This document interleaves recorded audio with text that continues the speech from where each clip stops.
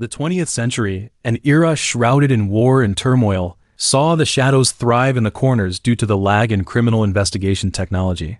It was against this backdrop that serial killers like phantoms roamed freely, committing countless horrifying atrocities. Among these demons, John George Haigh stood out glaringly. Known as the acid bath murderer and the bodiless killer, his methods were particularly chilling that he dissolved his victims in concentrated sulfuric acid. Sulfuric acid, a vital chemical compound, became a tool of destruction in his hands. Its strong corrosive and dehydrating properties could reduce objects to unrecognizable residue within mere hours. His workshop was a hellish laboratory with steel drums, concentrated sulfuric acid, and other chemicals neatly arranged. He meticulously planned each murder, luring his victims to this grim place. Hammers, iron rods, and even firearms were the tools he used to end their lives. Once they were dead, the sulfuric acid began its gruesome work, eroding the victims until only traces of fat, bone fragments, and teeth remained. These remnants were then buried in desolate, forgotten corners. His crimes were not merely acts of murder, but a complete trampling of the boundaries of humanity, as each dissolved victim represented a life utterly erased from existence. On July 24, 1909, John was born in Stamford, Lincolnshire, England. His family was deeply rooted in religious traditions, with his father working as an engineer. The entire family were devout members of the Plymouth Brethren, a conservative Christian Protestant sect. John spent his childhood in the garden enclosed by the high walls of his father's construction, a solitary existence as his parents had married late in life, making him the only child in the family. His upbringing was strict, confined to reading religious texts, and the idea of playing with other children was out of the question. For young John, this was an inescapable form of confinement. As an adult, he often claimed that his childhood was haunted by religious nightmares, a reflection of the oppressive environment he grew up in. Despite their conservative lifestyle, John's parents supported his education in music within the church. During his studies, he developed a strong interest and talent for classical music, particularly the piano. Accompanied by his parents, he frequently attended concerts, and through this exposure to music, he cultivated a personality that was very particular about his appearance and personal hygiene. As he grew older, John earned a scholarship and attended Queen Elizabeth Grammar School in Wakefield. There, thanks to his early exposure to music and eloquence, he became a choir boy. In his spare time, John, much like his father, developed an interest in electrical engineering and took on part-time jobs in the field while continuing his studies. After graduation, his eloquence and striking appearance landed him a job as an advertising salesman. However, this period of relative stability was short-lived, as his criminal tendencies began to surface. At the age of 21, he was fired for embezzling company funds. Despite this setback, he showed no signs of remorse and continued to make money by forging car documents, further descending into a life of crime. On July 6, 1934, John married 23-year-old Beatrice "Betty" Hammer. Despite this new chapter in his life, his penchant for fraud remained unchanged. Once again, when Betty learned that he had been imprisoned for fraud, she filed for divorce. Their marriage lasted less than a year. The daughter Betty had with him was sent to be raised by another family. At this point, his conservative parents, unable to tolerate having a child who was drawn to crime, chose to sever ties with John completely. In 1936, John moved to London, where he met his first victim, William McSwan, a wealthy amusement park owner and heir to a fortune. Impressed by John's eloquence, intelligence, and polished appearance, and particularly by the fact that John's advice had helped him make money on several occasions, so William hired John as his driver and tasked him with maintaining the amusement park's machinery. However, it wasn't long before John's criminal tendencies resurfaced. He forged an identity as a lawyer named William Cato Adamson, claiming to have law offices in Chancery Lane in London, Guildford in Surrey, and Hastings in Sussex. Using this fake persona, he began defrauding people who were eager to invest in stocks, selling them fraudulent shares at below-market prices. But his schemes eventually unraveled. One client noticed a spelling error on the letterhead of the documents John had forged, raising suspicions. The client reported the fraud to the authorities, leading to John's arrest. He was convicted of fraud and sentenced to 4 years in prison. In the cold, grim corners of the prison, John seethed with anger, yet he felt powerless. He knew that his fraudulent schemes would inevitably be exposed, unless the victims were dead and could no longer speak out against him. This realization took root in his mind, but a new problem emerged: how to dispose of the bodies. Simple burial did not offer him peace of mind, as the slow and unpredictable process of natural decomposition could still lead to police investigations.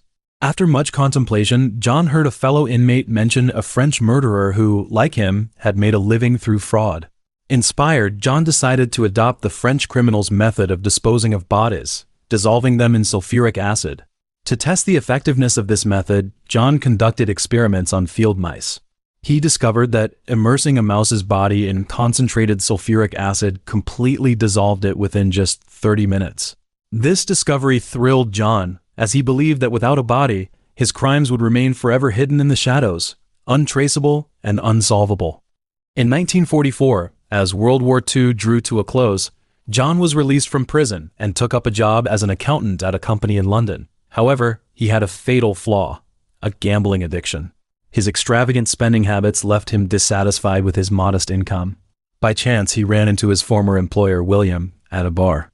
Given John's sharp mind and past success in helping William make money, William once again sought his advice and proposed a potential collaboration. This led John to meet William's parents, Donald and Amy, who would become his second and third victims. The wealthy couple owned numerous properties in London and took a liking to John, charmed by his witty humor and polished demeanor. John, in turn, grew envious of the family's substantial assets. To facilitate his plans, he rented an apartment with a basement in London, which would later serve as one of his primary crime scenes. On September 6, 1944, John lured William to his apartment under a pretext and led him into the basement. There, taking advantage of William's trust, John struck him on the head with an iron rod, killing him in a brutal and cold-blooded act. He then placed William's body into a steel drum containing 40 gallons of sulfuric acid. 2 days later, he found that the body had been almost entirely dissolved, leaving only a few bones and teeth behind. Then he disposed of these remains by flushing them down the drain. With William out of the way, John forged signatures and documents to transfer William's assets into his own accounts. When Donald and Amy inquired about their son's whereabouts, John lied, claiming that William had fled to avoid being drafted into military service. By 1945, as World War II neared its end, William's continued absence began to raise suspicions with Donald and Amy, realizing that his lies were on the verge of unraveling.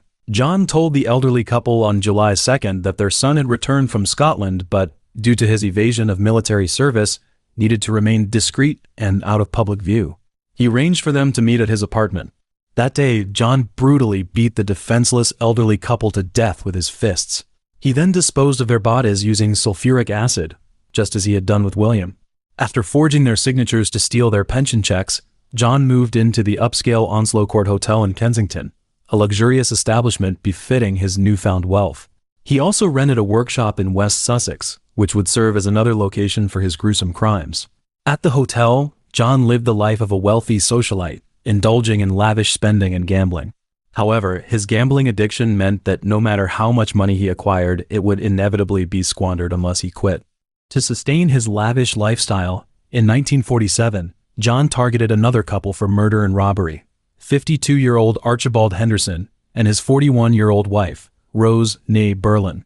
At the time, the couple was preparing to move and planned to host a housewarming party.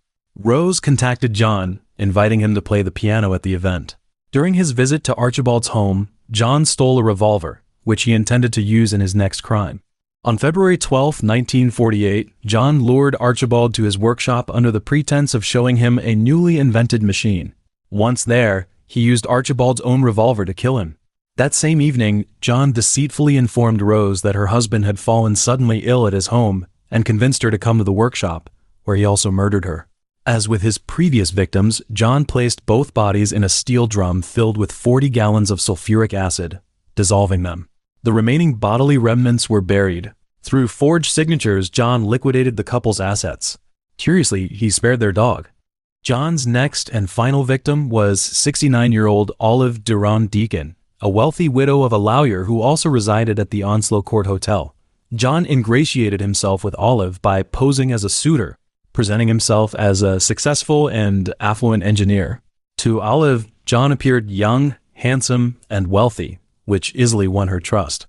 On one occasion, John overheard Olive discussing with a friend her idea of creating artificial fingernails. Seizing the opportunity, on February 18, 1949, John lured Olive to his workshop under the guise of developing a new type of artificial male. Once there, he shot her in the back of the neck with Archibald's revolver, stole her valuables, and placed her body in a steel drum filled with sulfuric acid. 2 days later, Olive's friend reported her disappearance to the police and provided a crucial lead. Olive had last been seen heading to John's workshop. The police immediately launched an investigation and discovered John's extensive criminal record of fraud and theft.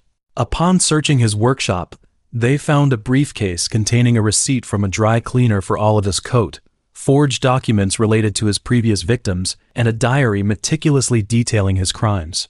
Because John's workshop lacked a drain, unlike his previous basement, he had to dispose of the bodies by pouring the contents of the steel drum onto a rubble pile. This oversight gave the police a crucial opportunity.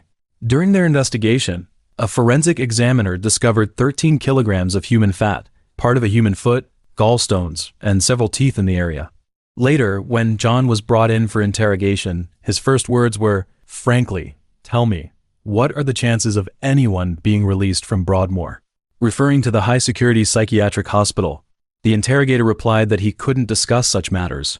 John then said, "All right, if I tell you the truth, you won't believe me. It sounds too fantastic, too unbelievable." He proceeded to confess to killing 9 people, though the police were only able to conclusively identify 6 victims due to insufficient evidence for the other 3. On July 18, 1949, John's trial began. During the proceedings, he confessed to the judge that he was mentally disturbed, claiming that he had drunk the blood of his victims. He recounted a childhood dream of sustaining himself on blood, which resurfaced after a car accident in March 1944. He described a vision. "I saw before me a mass of crosses, which gradually turned into a forest. At first, it seemed as if dew or rain was dripping from the branches, but as I approached, I realized it was blood. The entire forest began to writhe, the trees, dark and upright, oozing blood. Then a man emerged from the trees, covered in blood. When the cup was full, he approached me and said, 'Drink,' but I couldn't move." This chilling account earned him another nickname, the Vampire Killer. The prosecution, led by the Attorney General, urged the jury to reject John's insanity defense, arguing that his actions were premeditated and malicious. The defense, however, called multiple witnesses to testify to John's mental instability. One of these witnesses was a psychiatrist, who claimed that John had a paranoid constitution and displayed an absolute coldness, cheerfulness, flatness, and almost friendly indifference toward his crimes, which the psychiatrist described as unique in my experience. Despite the defense's efforts and John's belief that the absence of bodies would prevent conviction, the jury took only minutes to find him guilty and dismiss his insanity plea. The judge sentenced him to death. On August 10, 1949, John George Haigh was executed by hanging at Wandsworth Prison. His crimes and the macabre details of his methods left a lasting mark on criminal history.